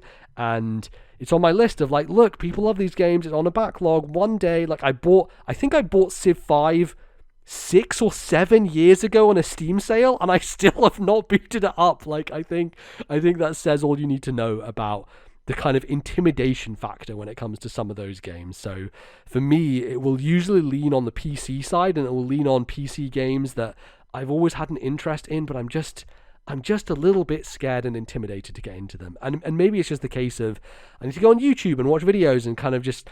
the problem is committing. And I think for me, I play so many games and I'm just going at a clip constantly that I'm always in the middle of something else that I'm like, I never really have the space where I'm not playing anything else, where all my brain space wants to be dedicated to this new thing. And we have to go at a clip in order to talk about interesting new stuff on the podcast. It's part of making a good podcast, I think. A lot of people are like, well, you could talk about things, but the audiences are very different. You individual person who's listening to this podcast right now, think about the types of games you like, right? Sometimes a game will be brought up on a show and you'll be like, oh, I'm checking out of that game because I don't have an interest in it. And if that person for the next 10 episodes talks about just that game, you're going to be checked out of that show, right? So you have to keep things flowing and being different on a show like this, just so the audience is engaged with the different types of games, right? Because otherwise you're going to kind of get into a rut almost. So yeah, I don't begrudge it. I personally, from a perspective, if I was not doing this show, I probably would be playing as many games as I am right now, but just maybe I would be focusing a bit more. Maybe I would have finished Final Fantasy 14 right now because I just would have focused on it and kind of done it all, as opposed to stringing it along over a longer period of time. But yeah, what about you, Bally? I guess having a kid has probably changed your perspective a lot on like just long games generally and committing to things. It has. And since doing this show, I've tried to get better at like not playing multiple long games at once. Like that's something I've been trying to do. So at the moment, the game in my long game slot at the moment is Elden Ring, but like I've barely been able to like get back. I think I was like done 20 hours and that was a long time ago. I think the last time you played it was when I was there, which is like over a month and a half ago, maybe 2 months. Ages ago. Yeah, exactly. Yeah. And so have I beaten a long game this year? Yes, I beat Horizon Forbidden West in about 76 hours. How did I do it? Partly because I was on podcast paternity leave. It meant that while I was still... I was actually able, because Mally Jr. was sleeping a ton then, I was actually able to game a lot. And because I wasn't gaming, like, I've got to talk about something at least vaguely Nintendo related for the show, like, I definitely had a lot more time and space to play something non-tender that was that long. You just played games like normal people do. Like play games like normal people do, exactly. So, and because I was always before Elden Ring reviews and everything came out, I was always going to get Forbidden West day one. That was my game. That was the game I picked, and it wasn't until after that game came out that Elden Ring then came out, and all the reviews were great, and I was like, well, I got to try and get to this game later in the year. So I ended up doing that in summer. Barely been able to touch it since, and that's because there's been a lot of great games come along and I've been wanting to play those games. And again, that game is quite hard to pick up and play. Like, it's quite intimidating. It's hard, it's mechanically hard, it's thematically challenging because it's dark and creepy and weird, and I only ever play it at nighttime, and all these things combined. Overwatch 2 just came out. Like I'm really enjoying and always wanted to play a lot of Overwatch 2. Splatoon 3 was before that. Like these games that I just want to I can check in with alongside another game. I think I realistically can never play more than 2 games at once. And at the moment, my 2 games are Mario and Rabbids and Overwatch 2. And like, I won't touch Elden Ring probably until after God of War Ragnarok. And that's a long game in and of itself. So my point is that like, I can only ever play one long game at a time. And if I'm honest to myself, I really need to dedicate time to that game in order to break the back of it and actually beat it. And I will have to do that with Elden Ring either end of this year, start of next year, maybe the middle of next year, who knows. But I do want to get around to breaking the back of that game. And that will definitely mean that I need to sacrifice Overwatch 2 time. There's just no way around that, because I will need to still keep something going that I'm interested to talk about on the show. So it might even be a good idea, because I think that we are quite not buzz driven necessarily, but I do like playing stuff when the industry is talking about it. So I'm pretty sure there will be Elden Ring DLC that happens next year at some point. And so totally, yeah. And the buzz right now is all that Overwatch 2, and there's a new character coming out, and I'm in the battle pass. So yeah, totally. I mean, as my aim is to beat God of War in November and then spend December playing Elden Ring and maybe play some smaller Nintendo stuff on the side to talk about. But that would be a nice, because I do think Elden Ring will come up big in the Elden Ring versus God of War battle, end of the year discussions, December kind of thing. And I want to be a part of that discussion, so I want to play as much Elden Ring as I can. But games like Elden Ring that are very long, open world, all these PC games you mentioned are kind of like out of my wheelhouse.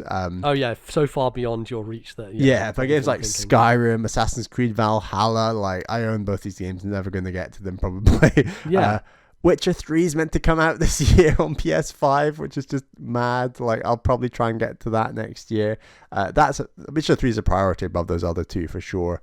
And then, like I was saying just earlier this segment, like the Phoenix Wright games, they're long, but I really want to get back to some of them because they're good fun. And they have the advantage where they are actually on Nintendo systems, and I can talk about them on the show. So I think it's just trying to balance up all these things, and it's tough. I'm very lucky with Bally Jr.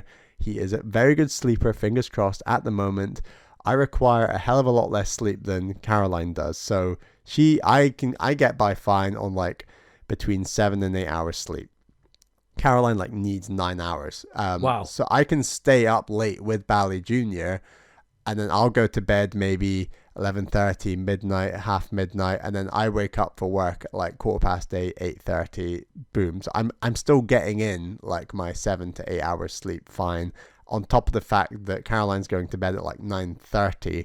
So I've then got between 9:30 and midnight to look after Bally Jr. in case he wakes up, but also just play some games, and like, so I'm finding at the moment like I'm getting a lot of gaming time in consistently. It's always that slot. I'm never gaming much throughout the rest of the day, but it's working so far. And like, judging by the number of games I've played this year, it's definitely a lot higher than I'd expected with Bally Jr. along the way. So yeah, for sure, I'm pretty happy with it. But regardless of Bally Jr., it's hard to fit in long games. Like, it's not exactly defined as a baby issue.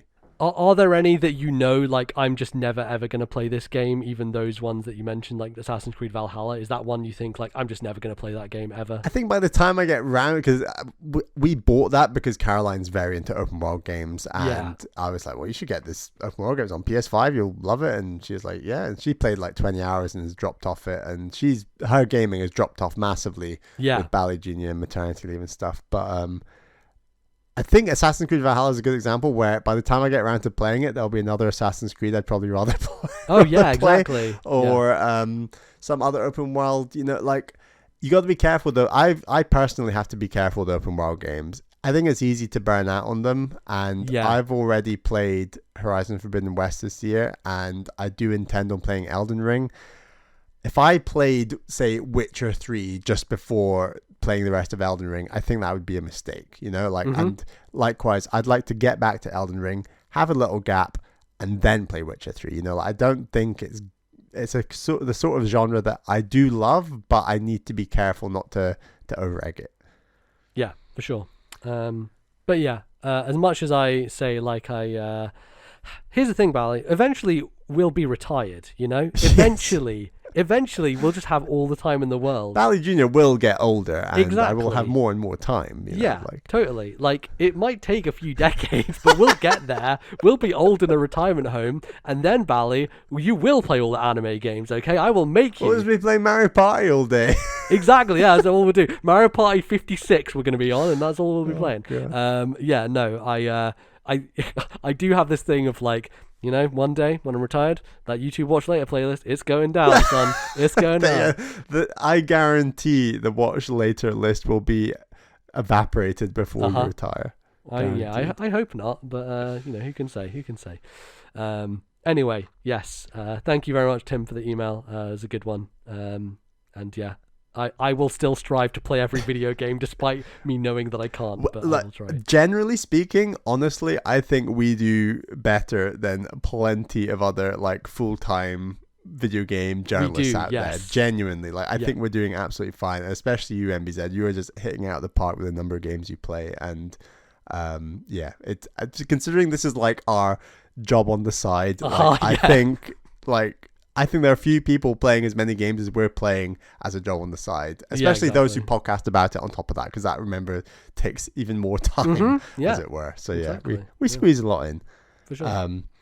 Our next email is from Steele, who says, "Hi, do you think the possibility of a Switch Pro is completely impossible after the success of the OLED model?" From Steele. Yeah. Where are we at with the Switch Pro? What is going on? What is happening?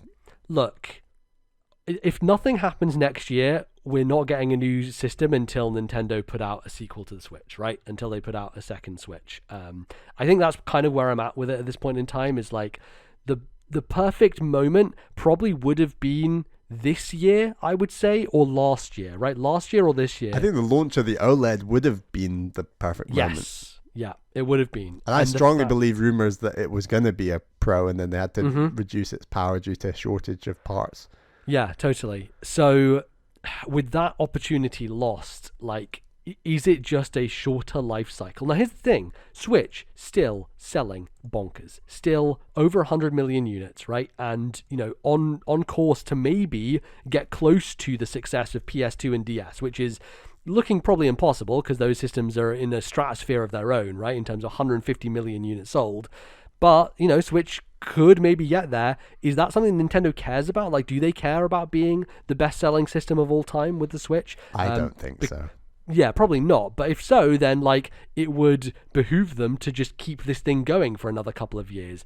Now, can we stand that? Can we make that happen? You know, I'm already talking to developers who are like, yeah, this game's not going to run on Switch, and, like, it probably would be very hard unless we have a new system come around the corner. So even indie developers at this point who are kind of pushing graphical boundaries are like, now, like, doing a Switch version, I don't know if it makes sense at the moment. And, like, if we're looking at a game for 2024, that probably doesn't make sense either, because Nintendo will probably have something new by 2024, probably. What's the usual console life cycle? I would say these days, 7 years, maybe, right, is probably what we're looking at. And we're in year 5 of the Switch, going into year 6, right? So in March of next year, when Tears of the Kingdom comes out, we will be in year 6 of the Switch, which to me is like the death knell. To me, it's like, okay, we should be announcing a new piece of hardware to come out the following year to do a 7-year life cycle, right? So the question is there time for them to turn something around like before then? And even just longer, like turn this into a Game Boy situation, because obviously the Game Boy, very unique situation for Nintendo, obviously very early in their kind of like hardware career, but Game Boy went until like the late 90s, and then they were like, okay, let's do another version of it that's the same but just has color and isn't actually a hardware expansion, isn't like an increase in power, but it's like, oh, we can just keep this line going.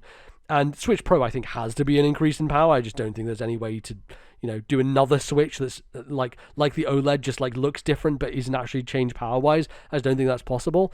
The question is that viable? Does that make sense when they're so close to potentially doing a brand new system anyway? Or is Switch Pro or Switch 2 the same thing in Nintendo's mind, where it's actually just the Switch was always going to be an iterative console and this is just the next step of it? Like exactly the same form factor, they just up the power.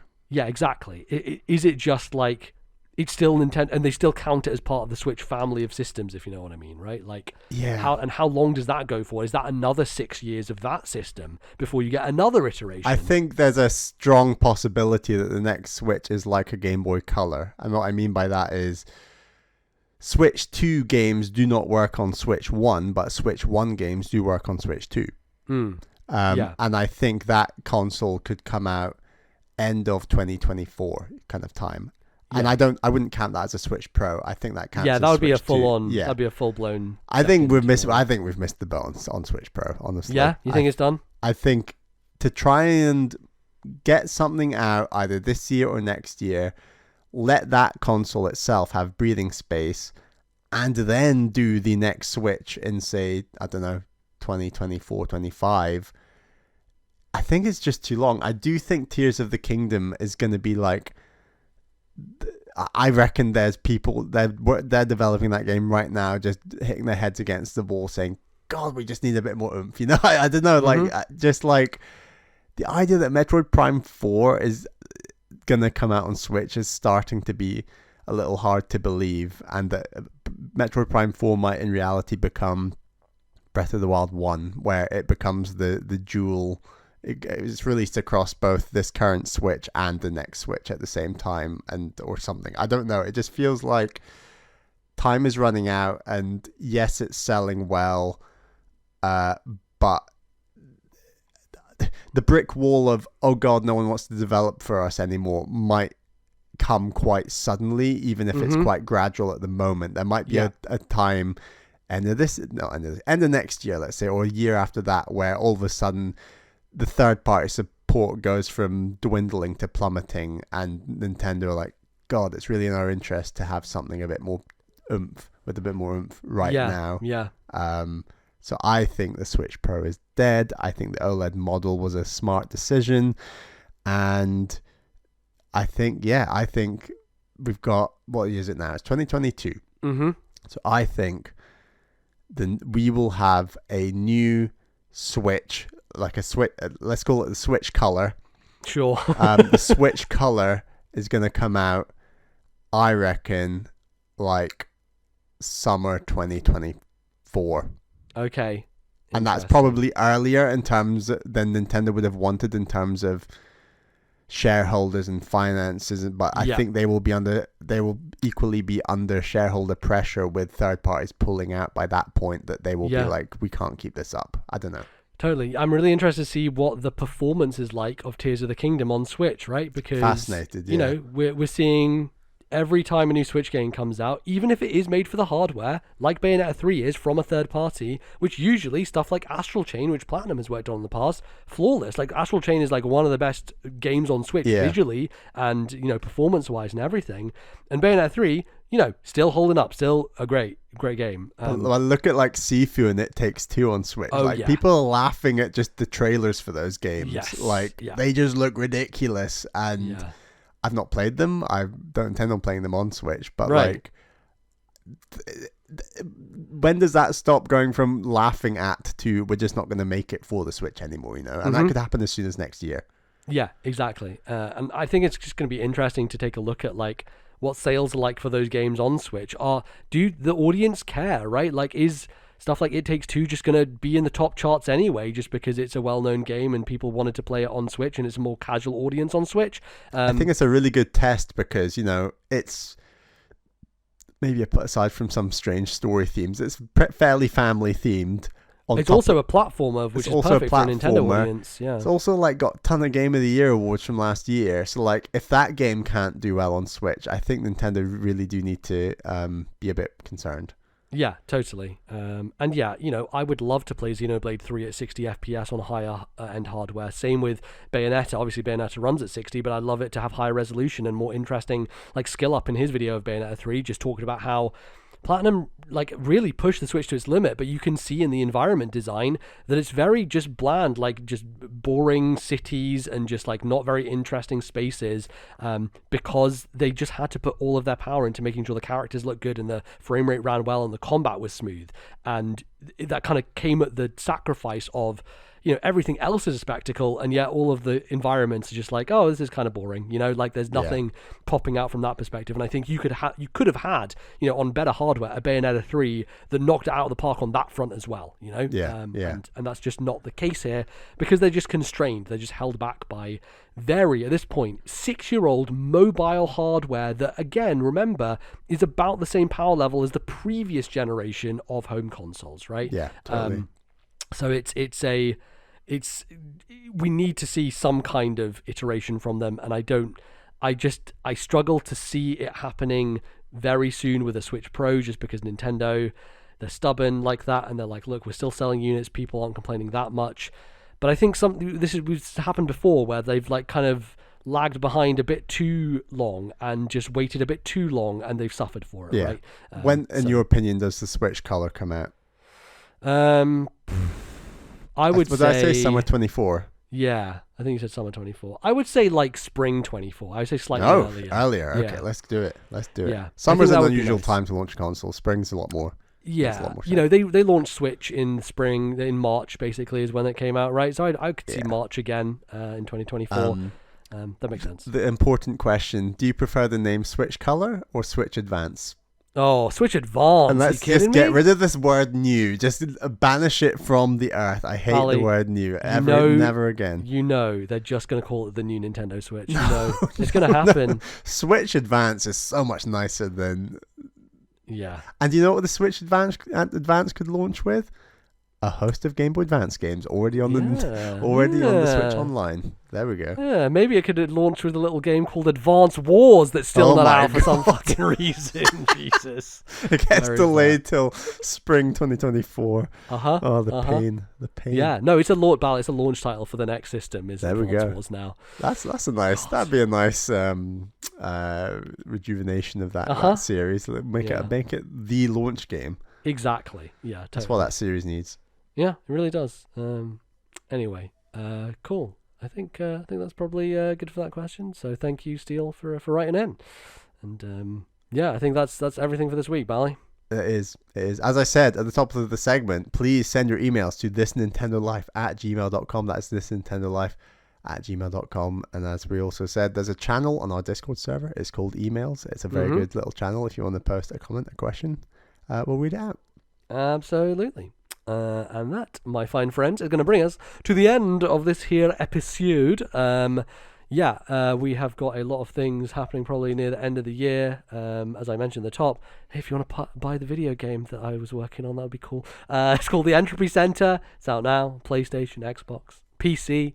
You can check it out. There's a demo on Steam as well. If you want to just play the demo and see if it's for you, then you can go ahead and do that, and that'd be cool. I'd very much appreciate it. It's going very well at the moment. Lots of big people. Shuhei Yoshida is featuring the game on his Twitter right now, which is kind of making me lose my fucking mind. But it's pretty cool. People seem to like it a lot. Very good reviews. We've got a couple of 10 out of 10s in there, which is pretty great. I would appreciate people checking it out, and that's fun time. You can obviously find us on the internet in various places. You can find me on Twitter @LordNBZ. Where can they find you, Bally? I'm on Twitter @Ballyman91. That's BALLYMAN91.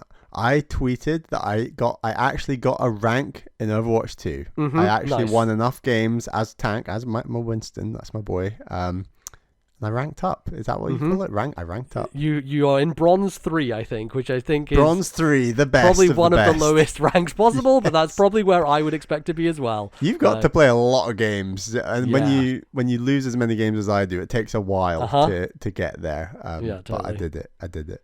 Very nice. Good stuff. You can obviously follow the podcast @TNL Podcast on Twitter, where we do updates about the show, other stuff like that. Go follow that account for everything show related. I'll give a quick shout out. I was also on I've guested on another podcast this week. I was on Deck, which is a Steam Deck podcast with Bill, who has been on the show before in the past. Really good show. Very much enjoyed that, chatting about Steam Deck and my experience with that new console and how it's been going. It's good fun time. So yeah, I'll probably leave a link to that in the show notes so you can go check that out if you're so willing, which is good fun. And yeah, you can find obviously this show in various places on the internet. We are on Spotify, we are on Stitcher. You can download us from podcasting apps. If you just search for This Nintendo Life, we should come up in your feed. You should be able to download us. Every 2 weeks we come through with new episodes. And if you would like more episodes, some bonus content, you can head over to patreon.com/ThisNintendoLife, where you can find some extra episodes and stuff by supporting us on Patreon. And Bally, we have some supporters to thank. Yes, thank you to our $10 tier patrons. They are Zach S, Thomas, Matthew, Albert, and Wicked Gamer UK Alan. Thank you all for your $10 tier support. But thank you to all of our patrons. It's hugely appreciated, the support you give the show. And yeah, we've got 2 bonus shows over on Patreon that you can listen to both of them for $2. Absolutely. So if that sounds good to you, then you can go and help us out over there, and that would be a good time. Get a little deep dive on MBZ and the Entropy Center, and behind the scenes. For sure, yeah, it's good fun. Okay, I think that's everything. We're lightly thinking about Game of the Year stuff at the moment. I think we'll probably lay out plans and stuff a bit closer to the time. But we're a few shows away from getting into December, which is always a good fun time. I don't think we're going to change anything up too drastically. No, I don't think so. We'll have a think about it. Yeah, probably our regular stuff, but looking forward to it, and it's going to be cool. And Still a couple of games to come out, I think, major ones. From a Nintendo perspective, Pokemon's the big one that I'm still looking forward to playing at the end of this month. Hope that is good, because it looks quite good so far, especially with Arceus at the beginning of this year being so good. I'm hoping they've learned some lessons and going to bring that through. So 2 big Pokemon games in 1 year is mad. Yeah, it's crazy, isn't it? It really is. That company never stops. So I think that's coming out on the 18th, actually. So probably next episode, we'll be chatting a bit of Pokemon. At least I will be playing that, and we'll have played a little bit of it, I'm sure, to get some early thoughts on that game. So look forward to that next time. But until then, thank you, everybody, so much for listening. We'll be back again in 2 weeks' time with another episode for you on Nintendo and podcasting and everything, and we'll see you soon. Bye-bye, folks.